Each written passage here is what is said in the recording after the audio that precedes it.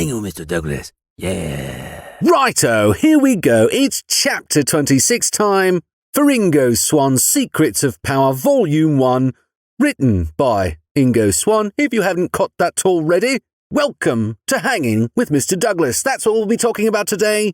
An excerpt from chapter 26 of Ingo Swann's Secrets of Power, Volume 1, just to cover that last bit. How wonderful it is to have you here with me. Thank you for joining me. It's a pleasure. If this is your first time here, good on ya.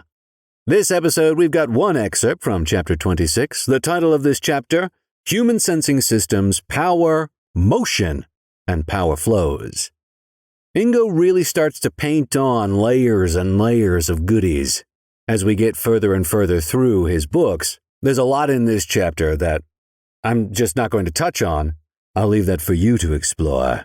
But to bridge some pretty solid ideas that he presents, and to oversimplify a little bit, but to get across a base understanding of the beginning of this chapter, the statement, everything is vibration, comes to mind. I'm sure you've been exposed to some version of this statement. Everything is vibration, bro. And it's true. Vibration is motion. Radio and TV waves are, in fact, motion, just like any other vibration out there. They are detected, they are translated to sound and imagery, much like our sensing systems, picking up various waves of motion and converting them into information and then connecting meaning to them to be perceived consciously and or subconsciously. Ingo makes this point, and this is a short quote, simply put, where there is motion, there is also information. And if motion of any kind is detected by this or that sensing system, then the obvious reason for the receptors to exist in the first place is to detect not just the motion, but what it implies in terms of information, unquote.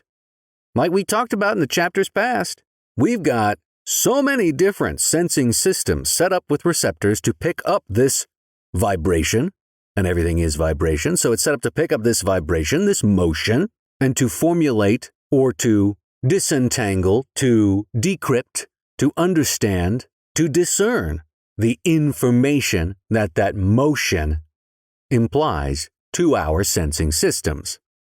Right? So we can recognize that motion detection leads to information. Certain information can motivate us in specific ways. Go left instead of right. Take the stairs instead of the elevator. Take your shot at that cutie shopping for kiwis. To lead us into this chapter's excerpt, Ingo makes the point that most dictionaries will define the word motive as something as a need or desire that causes a person to act. And there's that, what's my motivation? Question that actors are going to ask to discover the because of their character's behavior in any given scene. Lots of callbacks to previous episodes. Motivation is derived from motivate, which means to provide motive.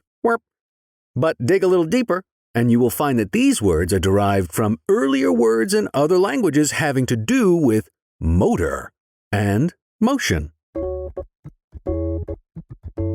Ingo provides two meanings here. One, moving or tending to move into action, and two, relating to motion or the causing of motion.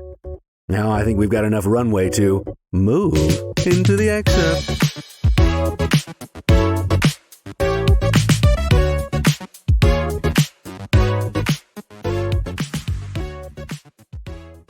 In this sense, motives and motivations may not be identifiable or visible themselves, but that they result in action brings visibility to them.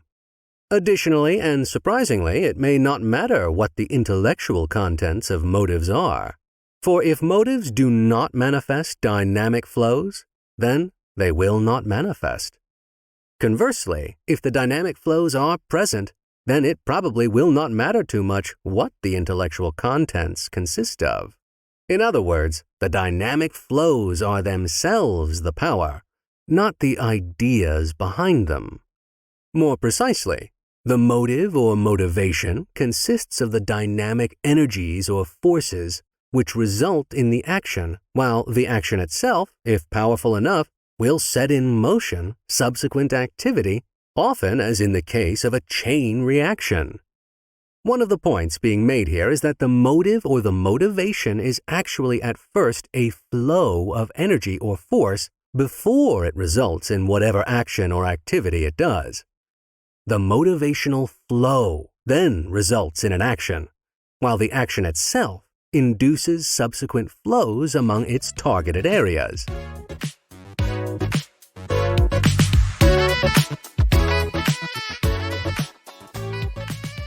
Okay, so motives are visible by the resultant action that they bring.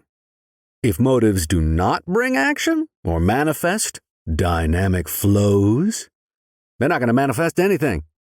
So in the context of power and empowerment, the dynamic flows are themselves the power, not the ideas or intellectualizations behind them.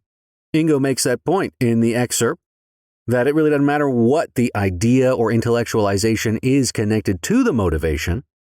It's the dynamic flows themselves that are the power associated here. Motives and motivation consist of the dynamic flows, energies, forces that result in action. And so, bringing it all back here, if everything is vibration, motion, and we have sensing systems picking up this motion and turning it into information and giving it meaning, this information and meaning attached provides the dynamic flows, causing motivation in us to take action.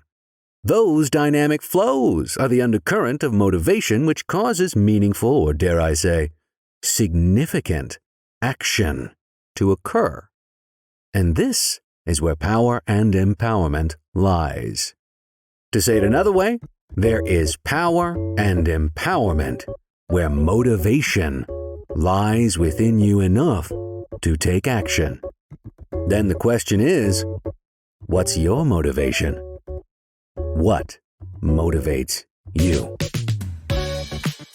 And we can talk about how society is going to try to distract you, to try to make other things more important than your motivations. And we all have to eat. We all need to take care of those Maslow's hierarchy of needs. We got to feel safe. We got to be able to feed ourselves, take care of ourselves, take care of the basics. But beyond that, what motivates you? What motivates you? Forget everything else society is trying to tell you is good or bad or appropriate or not, has meaning or doesn't have meaning. Forget all that. What has meaning is what motivates you. So what's your motivation? I get the fun tinglies talking about this stuff. Bringing more awareness to empowerment opens us up to more of it. This is what motivates me. Or at least one of my many major motivations. Well, why not tear open and 10x your spectrum of power awareness by intravenously connecting this treasure trove right into your mind by grabbing a copy of the audio version of The Secrets of Power, Volume 1, narrated by me.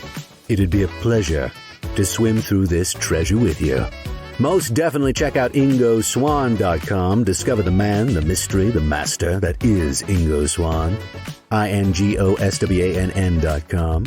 You can find the book on Audible. Find it on my website, mrdouglas.com. There should be a link in the description. And hey, thanks for hanging. Thanks for being a human being. Right here, right now. Seeking and finding that empowerment and that motivation. And as always, more power to you. What's my motivation?